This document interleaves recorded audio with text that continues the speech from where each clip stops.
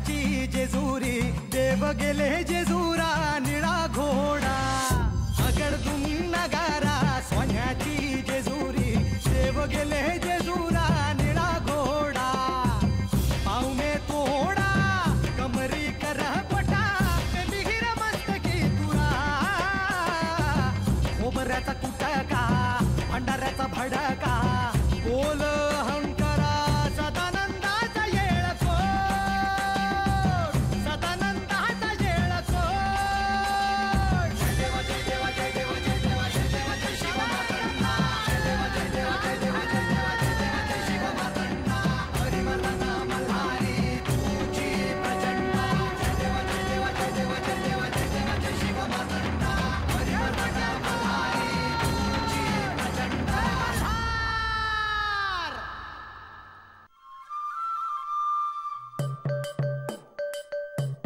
बानू बानू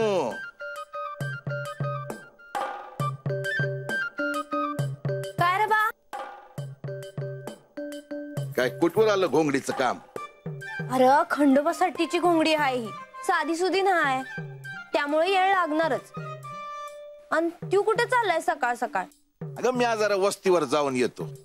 त्या शेजारच्या गावापतूर म्हण जेजुरीवरनं माणसं आली होती. खंडोबाची माणसं होती म्हणतात. जाऊन बघून ते तो काय हाय ती नाही तर आपल्या वस्तीवर यायची आणि आपल्याला कळायचं बी नाही. हा पर एक ध्यानात ठेव महाराजांनी जे तुला खंडोबाबद्दल सांगितलं हाय ते कोणाला बी सांगू नकोस.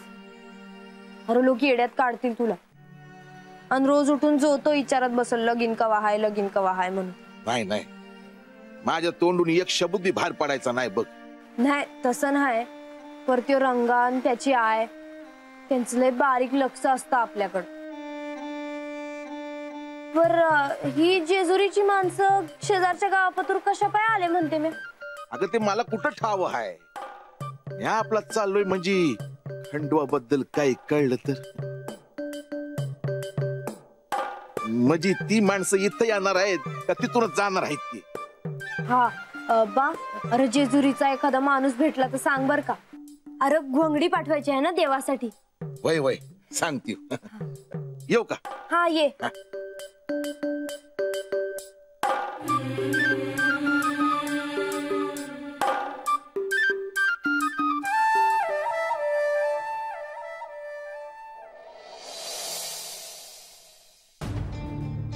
देवा आपण नंदीला हाक मारलेली मी ऐकली. नंदीला मी जाताना बघितलं. काय झालं देवा? प्रधानजी मी नंदीला कैलासावर पाठवलं सारी पाट आणायला. देवा हे सगळं खूप लवकर घडतंय असं नाही वाटत? प्रधानजी हे सर्व लवकरात लवकर घडावं असंच मला वाटतं. कारण जे घडणार आहे ते टाळण्याचा प्रयत्न कशाला करायचा? प्रधानजी हे सर्व जे काही चाललं आहे ते तुम्हाला लक्ष्मी देवींना आणि मला माहित आहे. परंतु म्हासेला ह्याचे कारण माहित नाही. त्यामुळे त्याला निश्चितच क्रोध येत असणार आणि या क्रोधामुळे ती काय करून बसेल सांगता येत नाही. प्रधानजी मी इथून जाण्याचं जे भाकीत केलं आहे ते तुम्हाला माहित आहे की मी कुठे जाणार आहे. आणि हे सर्व जितक्या लवकर घडेल तितक्या लवकर मला म्हासेला तिच्या मूळ रूपाचे स्मरण करून देता येईल. मी नारद मुनींना हेच सांगितलं देवा की म्हाळसा देवींना जेव्हा त्यांच्या मूळ स्वरूपाची जाणीव व्हायला सुरुवात होईल तेव्हा आपल्याला खूप जपून वागावं लागेल.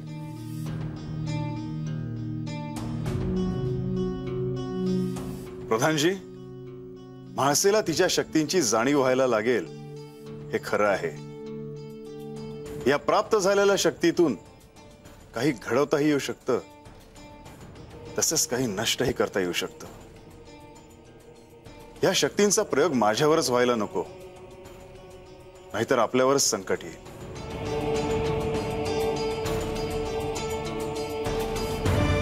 देवा मी आलोच.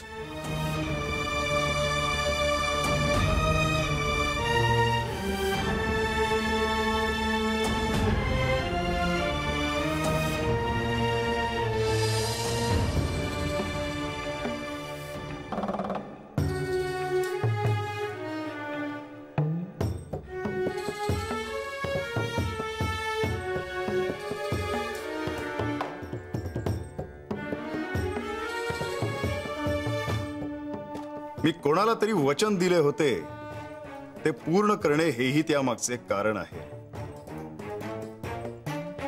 असा एक काळ येणार आहे की तेव्हा मी जेजुरीत नसेन, निघून जाईन इथनं.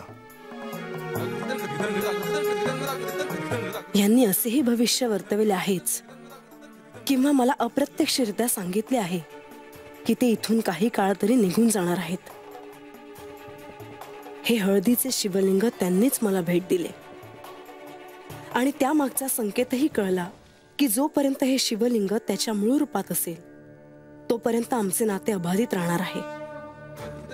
या अकल्पित गोष्टींचे भय मी का बाळगावे? हे शिवलिंग जर त्याचा मूळ आकार भविष्यात सोडणार आहे तर आत्ताच ते विसर्जित केले तर? रोज त्याच्याकडे पाहून भविष्याची काळजी कशाला करत बसायची?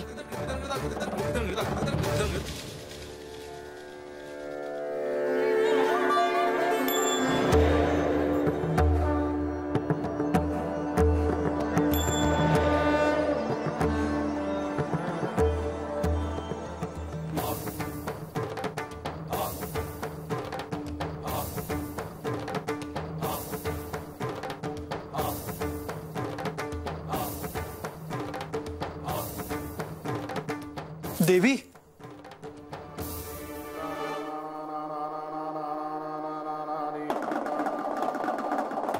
आपण हे काय करत आहात? या शिवलिंगाने भविष्यात आकार सोडण्याआधी आत्ताच आकार सोडला तर काय फरक पडतो? तसं नाही देवी. ही भेटवस्तू खंडेरायांनी आपल्याला दिली आहे. देवी, ही केवळ भेटवस्तू नाही, ह्यात शिवतत्वाचा अंश आहे.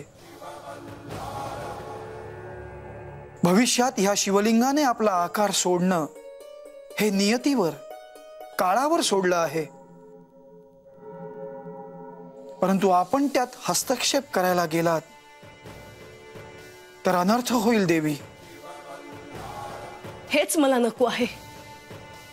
हे सततचे भय, हे भय मला नको आहे. मी त्यांच्यावर अपार प्रेम केलं, मी त्यांची अर्धांगिनी झाले. माझ्या शेवटच्या श्वासापर्यंत फक्त ते माझेच राहावे एवढीच माझी इच्छा होती. बंधू, मी खूप काही मागितलं का? देवी, आपला क्रोध मी समजू शकतो, परंतु त्यावर शिवलिंगाचं विसर्जन करणं हा उपाय नाही, किंवा आलेल्या परिस्थितीला शरण जाणं हाही उपाय नाही. देवी, आपण प्रत्यक्ष मार्तंड भैरवांच्या अर्धांगिनी आहात. आपण त्यांना प्राप्त करून घेतलं आहे. परंतु देवी, त्यांचे स्वरूप मात्र आपण अजूनही समजून घेतलं नाही. ते जर का समजून घेतलं तर आपण क्रोधित होणार नाही. आपण प्रत्येक वेळी मला आशेचा किरण दाखवता, परंतु वस्तुस्थितीला पाठ फिरवून खोटा आशेवर जगणं कितपत योग्य आहे? देवी, बंधो या नात्याने मी पुन्हा आपल्याला आश्वस्त करतो की ह्या पुढील प्रवासात आपल्या सोबत घडणाऱ्या घटनांचे अन्वयार्थ मी आपल्याला सांगेन. केवळ आपण आपला क्रोध आवरावा. अन्यथा या क्रोधात जे घडेल त्याची कल्पनाही कोणी केली नसेल.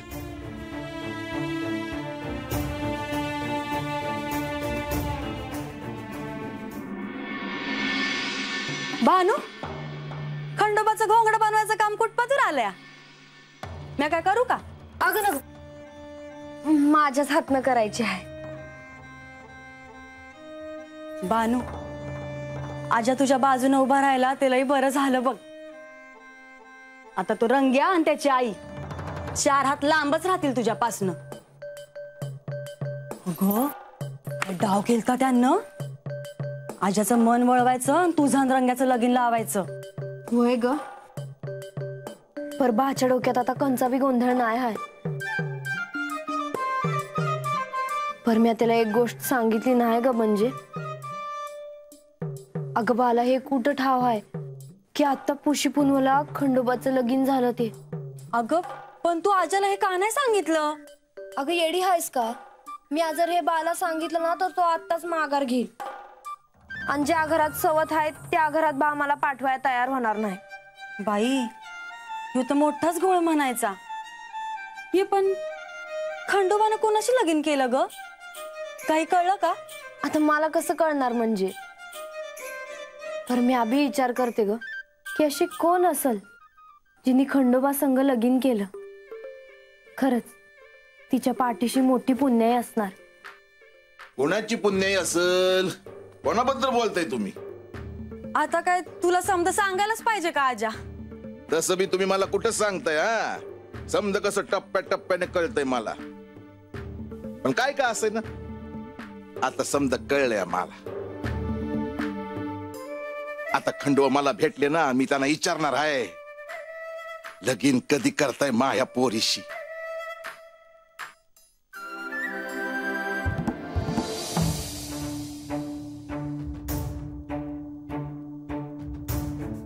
देवा जरा बोलायचं होतं. प्रधानजी माझ्याशी बोलायला आपल्याला कोणत्याही प्रकारच्या औपचारिकतेची आवश्यकता नाही. देवा आज म्हाळसा देवी आपण भेट दिलेलं हळदीचं शिवलिंग विसर्जित करायला चालल्या होत्या. आपल्या वागण्यानं त्या दुःखी झाल्या आणि क्रोधित होऊन शिवलिंगाचं विसर्जन करणार होत्या. म्हाळसा खंडेरायांनी दिलेलं हळदीचं शिवलिंग आज तुम्ही विसर्जित करायला निघाला होता असं मला यांनी सांगितलं. हो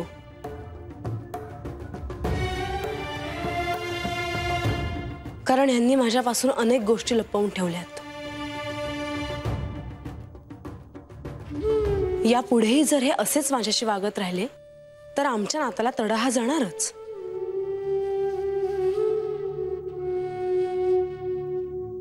मला आपलं म्हणणं पटतंय म्हाळसा, परंतु खंडेराय खरोखरीच अगदी भोळे आहेत. त्यांच्या मनात कुणाला दुखवावं असा हेतू कधीच नसतो. त्यांनी आजवर तुम्हाला ह्या गोष्टी कधीही सांगितल्या नसतील. परंतु म्हाळसा त्यामुळे तुम्हाला त्रास होऊ नये असंच त्यांना वाटत असणार आणि यापुढेही वाटत राहणार.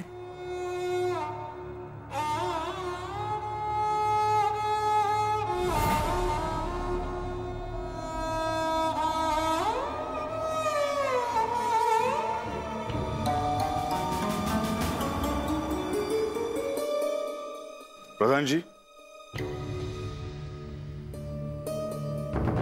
म्हाळसेने आपला क्रोध अशा प्रकारे व्यक्त करावा याचे मला नवल वाटते आहे. देवा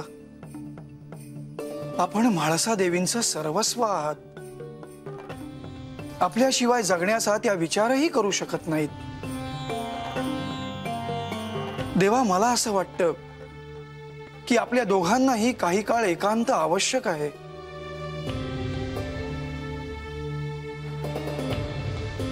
होय म्हाळसा, तुम्ही आणि खंडेराय दोघांनी काही काळ का होईना तुमच्या प्रिय अशा ठिकाणी एकत्र वेळ घालवणं आवश्यक आहे. तुम्ही दोघं कुठेतरी बाहेर का जात नाही? तुम्हालाही हेच वाटतं ना? मी देखील कित्येकदा हा विचार करते की विवाहानंतर मी आणि हे कुठेतरी बाहेर गेलो आहोत. अशा ठिकाणी ज्या ठिकाणी केवळ मी आणि हेच असू आणि मोकळेपणाने बोलू शकू. प्रधानजी आपल्याला मला काय सुचवायचं आहे ते मला कळतंय, परंतु अजून बरीच कार्य बाकी आहेत. देवा आपण आणि म्हाळसा देवींनी काही काळ एकत्र घालवला तर आत्ता असलेला ताण काहीसा कमी होण्यास सहाय्य होईल हे नक्की.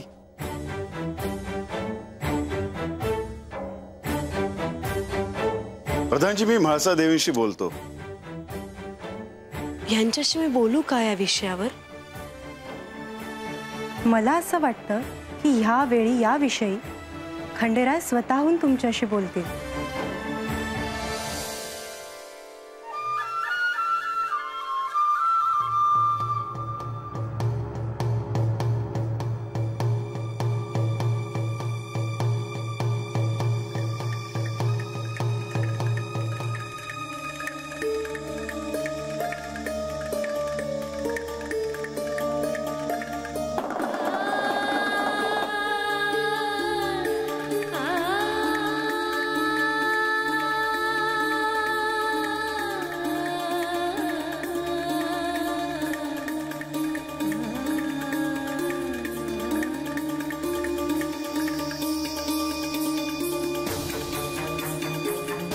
म्या जरा रानात जाऊन येतो.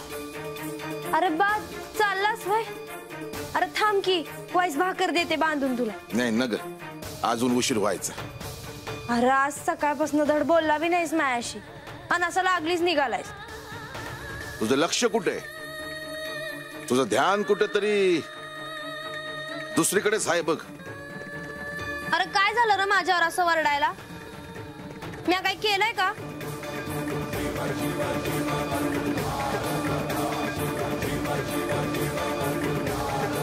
घोंगडी झाली वाटतं. हा चांगलंय. अरे बापर एक राहिलंच की. आता आणखी काय? अरे म्या ही घोंगडी खंडेरायांसाठी केली आहे. पर म्या ही घोंगडी खंडेरायांना देऊ तरी कशी? आता देव राहिले जेजुरी आणि म्या हात. आणि मला जर ही घोंगडी त्यांना द्यायची असेल तर जेजुरीला जावंच लागणार की.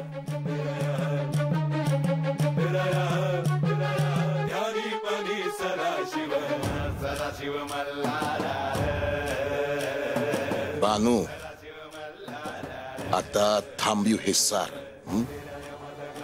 म्या तुला सांगितलं पण तुला ना माझं ऐकायचंच नाही बघ. अगं ते खंडोबा आहेत, राज आहेत. अगं ते कुठं, आपण कुठं? हा, ते महाराज म्हणले तर ठीक आहे, पण ना मला कधी कधी भ्या वाटतं बघ. आणि आपल्या मनात जे असते ना ते नेहमीच खरं होतंय असं नाही. अरे बाप, एक सांगू तुला, एक खूळ आहे ना डोसण्यातनं काढून टाक आणि जरा कामात मन गुंतव. बरं वाटेल तुला. ह्या असा विचार करत बसू नगस. अगं तुझ्या भल्यासाठी सांगतोय म्या. बाकी तुला तुझ्या मनाप्रमाणे जसं काय वागायचं तसं वाग. तू माझं काय बी म्हणणं नाही.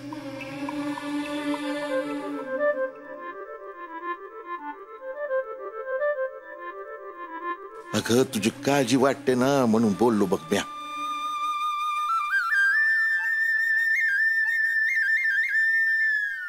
येतो म्या.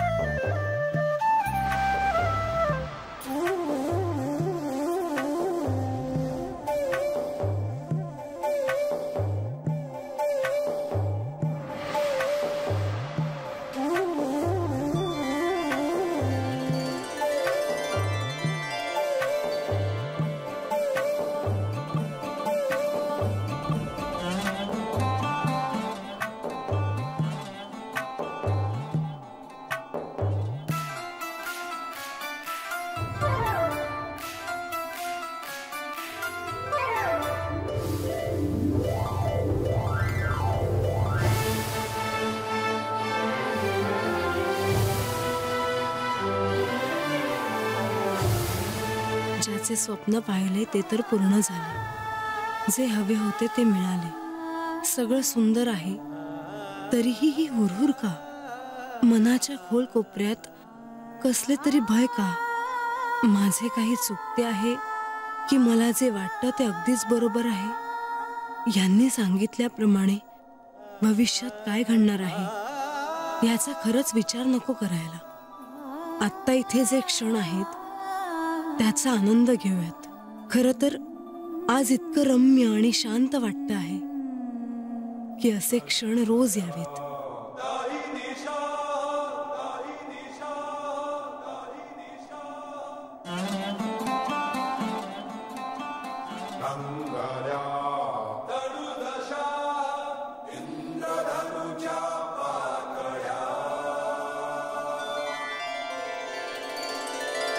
जन्म